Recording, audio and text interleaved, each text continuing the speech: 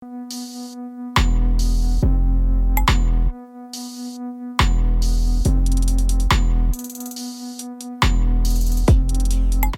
क्या करूं करके वो तालाब में चारों ओर देखते हैं, सब परीक्षण करते हैं। तो परीक्षण करने के बाद वो क्या करता है, एक छोटे से तालाब के एक किनारे में जाते हैं। फिर उसके बाद क्या करता है, एक किनारे से वो बोधिसत्व बंदर वहां से एकदम छलांग लगाते हैं और छलांग लगा के 2 फूल हाथ में लेके दूसरे किनारे पे पहुंच जाते हैं। फिर से वहां से छलांग लगाते हैं, फिर 2 फूल अपने हाथ में लेके दूसरे किनारे पे पहुंचते हैं। इसी तरह एक किनारे से उछल के दूसरे किनारे पहुंच जाते थे, 2 फूल हाथ में लेके वहां पहुंच जाते, फिर दूसरे किनारे से इस किनारे आते थे, फिर 2 फूल हाथ में लेके जाते थे। इस तरह बहुत सारा फूल इधर के किनारे उधर के किनारे जमा हो गया। और ऐसा करते करते अभी बोधिसत्व बंदर को भी महसूस होने लगा कि अभी मेरे में इतना शक्ति बचा नहीं कि फिर से मैं ऐसे छलांग लगाते हुए ये फूल को इकट्ठा करूं। अब हो गया, जितना फूल जमा है मैं उतना ही लेके जाऊंगा। ऐसा सोचते हुए वो फूल जहां जहां गिरा है उसको अच्छे से संभालने लगे। और इधर तालाब में बैठे हुए जो जल राक्षस है वो सोच रहा था, इतना बड़ा बंदर है, कब पानी में आएगा, कब तालाब में आएगा, फिर मैं इसको आहार बनाऊंगा। ऐसा सोचते सोचते बैठा, पर बहुत देर तक वो बंदर तालाब में आया ही नहीं। पहली बार तो चारों ओर परीक्षण करके ही बहुत समय लिया। उसके बाद एक किनारे से दूसरे किनारे, दूसरे किनारे से इस किनारे, ऐसा करते करते जितना भी फूल चाहिए सब के सब ले लिया। तो वो जल राक्षस को भी पता चला कि अभी ये बंदर तालाब में आने वाला नहीं है। फिर वो जल राक्षस वहां से सागर को चीरते हुए, पानी को चीरते हुए वहां प्रकट हो गया। और प्रकट होके वो बोधिसत्व बंदर को कहते हैं, जिस भी प्राणियों में, चाहे इंसान हो चाहे पशु हो, जो भी प्राणियों में ये 3 धम्म रहेगा, तयो धम्मा, 3 धम्म रहेगा, वो कभी भी पराजित नहीं होगा, कभी भी हारेगा नहीं। तो ऐसा कहते हुए ये जल राक्षस पाली गाथा द्वारा वहां एक गाथा प्रकट करते हैं 3 धम्म के विषय में। अब ये पाली गाथा मूल पाली ग्रंथ में इस तरह आते हैं, यस्य एते तयो धम्मा वानरिन्दाय यथा तव दक्षिणं सूर्यं पन्या दित्थांसो अतिवतति। जल राक्षस पाली गाथा द्वारा कहते हैं, हे वानरेंद्र, जैसे ये गुण तुझ में है, उसी प्रकार जिस व्यक्ति में ये 3 गुण दक्षता, शौर्य और प्रज्ञा है, वो शत्रु को जीत लेता है। ये पाली गाथा द्वारा बोधिसत्व बंदर को वो जल राक्षस कहता है, जो भी व्यक्ति में, जो भी प्राणी में ये 3 गुण धम्म रहेगा, वो कभी पराजित नहीं होगा, कभी भी शत्रु को पराजय करेगा। और वो 3 गुण धम्म है दक्षता, शौर्य और प्रज्ञा। दक्षता, जीवन में कोई भी विघ्न बाधा आए, कोई भी भय त्रास उत्पन्न हो, उसको आराम से समाधान करने की क्षमता, आराम से उस समस्या से उभरने का, वह अलग होने की दक्षता, शौर्य, शौर्य बोले तो पराक्रम, निर्भयता, कभी भी डर नहीं, त्रास नहीं, निर्भयता, शौर्य, पराक्रम। और तीसरा है प्रज्ञा, अच्छे से यथोचित ज्ञान, समय को देखते हुए, परिस्थिति को देखते हुए अच्छे से जान लेने की क्षमता। अभी देखो ना, ये बोधिसत्व वानर तालाब के पास आया, वहां ढेर सारा फूल लगा भी है। अगर दूसरे होता तो वो दौड़ के पानी में छलांग लगाते और फूल की तरफ भाग जाता, मगर उसने बुद्धि का प्रयोग किया, प्रज्ञा का प्रयोग किया, देखा, परीक्षण किया कि वहां पैरों के निशान जाते हुए दिखाई देता है, आते हुए दिखाई नहीं देता। इसका कारण क्या है, जान लिया। फिर अपना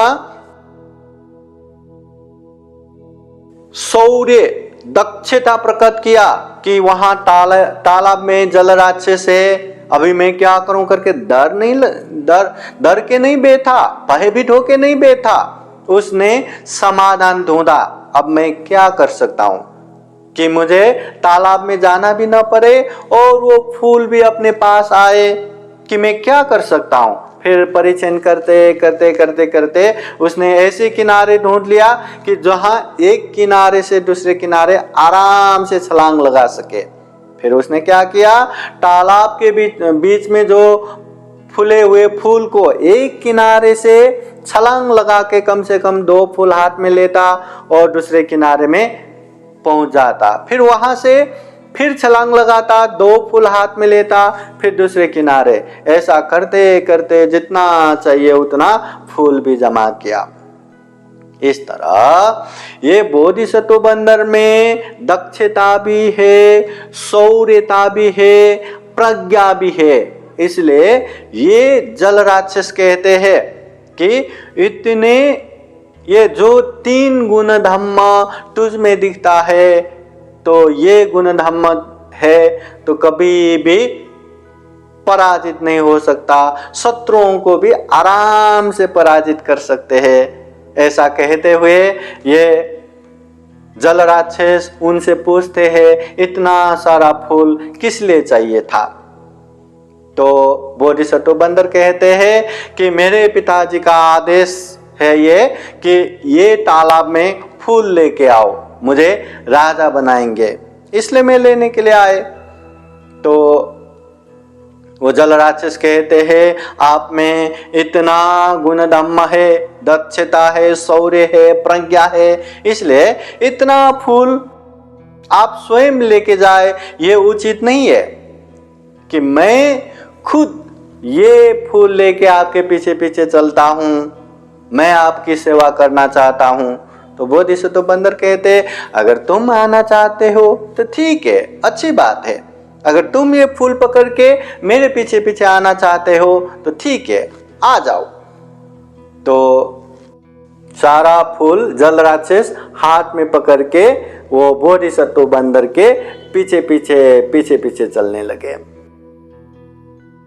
तो इस तरह बोधिसत्व बंदर ढेर सारा फूल, और वो भी वही तालाब में आने वाले हर प्राणी को खाने वाला राक्षस द्वारा पकड़वा के पीछे पीछे बिठा के गए वो जंगल में जहां उसके पिताजी रहते थे। तो उसके पिताजी की तरफ जाते समय दूर से ही वो बंदर राज देवदत्त ने देखा, अरे मैंने तो मेरे पुत्र को मारने के लिए या जल राक्षस द्वारा आहार बनाने के लिए वहां भेजा था, ये मरा तो है नहीं, हाँ जल राक्षस ने इसको मारा तो है नहीं, उल्टा इतना सारा फूल लेके उसके पीछे पीछे जल राक्षस आ रहा है। तो ये देख देख के अरे मैं तो गया, मैं तो लुट गया, मैं तो सत्यानाश हो गया, मैं तो मर गया, ऐसे पश्चाताप करते करते, ऐसा जेलस, ऐसा ईर्ष्या भाव करते करते उसको इतना हृदय पीड़ा हो गया, इतना हृदय में दर्द हो गया, हाँ पहले से जितने भी अपने संतान जन्म होता वो बड़े होके राजा न बने, हाँ, मेरी गद्दी छीन के न ले, इतने सारे बंदरों का नायक न बने, हाँ, इसलिए हर बच्चे को दांतों से काट काट के मारा।